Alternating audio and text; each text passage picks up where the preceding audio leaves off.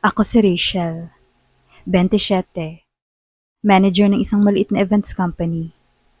Maraming nakakakilala sa akin bilang maangas, masungit, at walang pakialam. Pero ang totoo, hindi ako laging ganito. Dati, masaya ako, bukas sa lahat. Pero nasaktan ako, iniwan, niloko, at simula noon, sinara ko na ang puso ko. Hindi na ako naniniwala sa pag-ibig. Hanggang sa dumating siya. Nag-hire kami ng bagong part-time coordinator, si Gabby. 23, mahinhin, pero madaldal kapag komportable na. Maganda ang mata, parang laging nakangiti. Hi po Ma'am Rachel, sabi niya noong unang araw. Huwag mo kong tawaging ma'am, sagot ko agad. Rachel na lang. Okay po Rachel, nakangiti pa rin. Ang sarap sa bunutan. Ayoko ng bago, ayoko ng malapit. Binabantayan ko siya. Pinapanood ko kung paano siya makitungo sa team. Masipag siya, masayahin, marunong makisama. Pero sa akin, hindi siya sumusuko kahit masungit ako. Rachel, gusto mo ng kape? Tanong niya minsan. Hindi. Okay, iced tea na lang. Inirapan ko siya, pero pinabaunan niya pa rin ako. Para hindi ka antukin. Nakakainis, pero naubos ko rin. Isang gabi, late na kami sa office.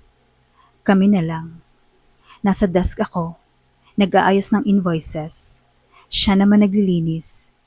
Biglang tumahimik. Pagtingin ko, nakaupo na siya sa sahig. Nakasandal sa pinto. Umiiyak. Gabi, tawag ko. Hindi siya sumagot. Lumapit ako. Umupo sa tabi niya. Huy, anong problema? Umiling siya. Gabi, tumingin siya sa akin. Namamaga ang mata. Sorry, ayoko sanang umiyak sa harap mo. Ano ba talaga ang nangyari? Tanong ko. Huminga siya ng malalim. Break na kami. Mahal ko siya pero niloko niya ako. Ayoko na sanang magtiwala ulit. Pero ang hirap pala. Tahimik ako. Bigla ako natameme. Nakita ko ang sarili ko sa kanya. Niloko rin ako noon. Iniwan sa ere. Iniwan habang nakatakda na sana kaming magkasama. Habang buhay. Napalunok ako. Wala namang masama kung umiyak. Sabi ko ng mahina. Napatitig siya sa akin. Salamat Rachel. Mula noon, may kaunting nabago.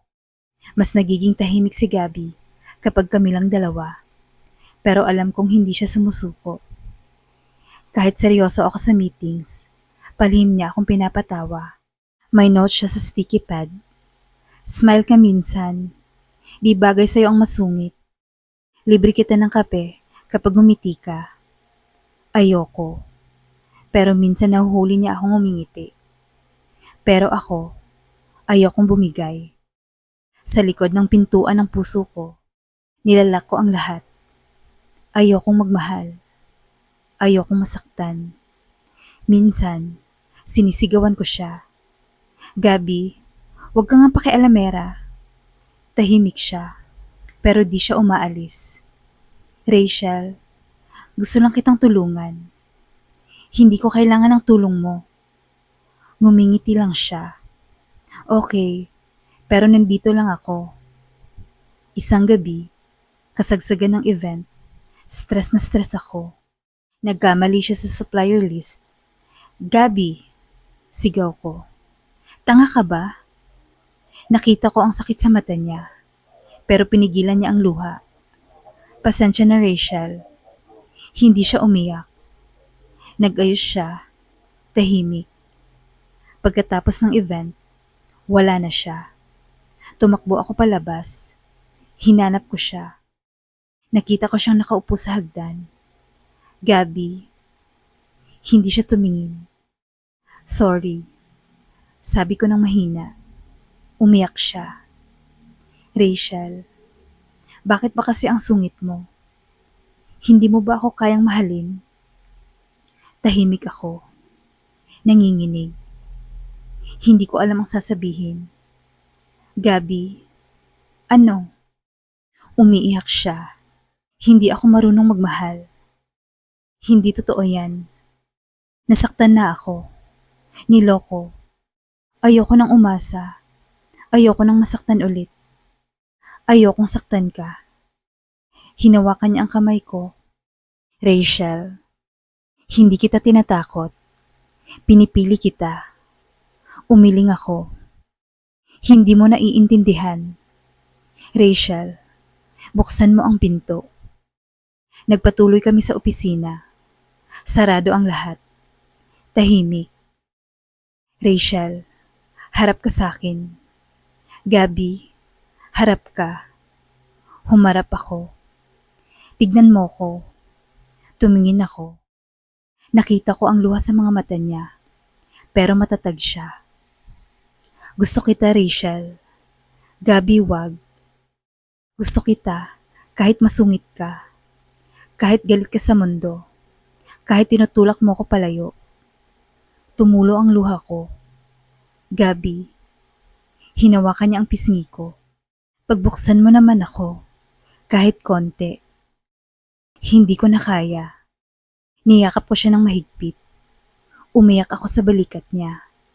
Sorry. Rachel. Sorry kung masama ako. Hinalikan ko siya. Mabagal. Mahaba.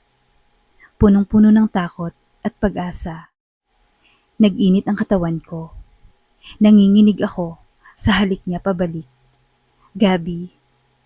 Rachel, mahal kita. Humiwalay siya sandali. Rachel, sigurado ka ba? Huminga ako. Tumango. Hindi na kita pakakawalan. Ngumiti siya. Ngiting may luha. Hinawakan ko ang kamay niya. Gusto mo dito? Ha? Dito. Sa opisina. Sa likod ng pinto. Hinila ko siya sa opisina ko. Sinara ko ang pinto. Niyakap ko siya ng mahigpit. Hinalikan ko siya sa labi. Sa leeg. Rachel, ang init mo. Para lang sa'yo. Hinubad ko ang blouse niya. Dahan-dahan. Hinaplos ko ang likod niya. Siya rin. Tinanggal niya ang blazer ko. Nagtagpo ang balat naming pawisan. Hinalikan ko siya ulit. Mahaba. Malalim. Rachel, huwag kang titigil. Hindi ko kaya. Mahal kita. Humiga kami sa sofa ng opisina. Nagtagbo ang mga labi namin. Mga kamay. Mga katawan. Dahan-dahan. May paggalang. May halong halik at pagbulong ng mahal kita. Nakatulog kaming magkadikit. Yakap ko siya. Ang sarap sa pakiramdam. Pagmulat ko, nakatitig siya sa akin. Ang sungit ng mukha mo kahit tulog. Tumawa siya. Hinalikan ako. Good morning, Rachel. Good morning, Gabi. Mula noon, iba na. Hindi ko agad nawala ang pagkamasungit ko. Pero mas natuto ako magsalita. Mag-open. Si Gabi, hindi siya bumitaw.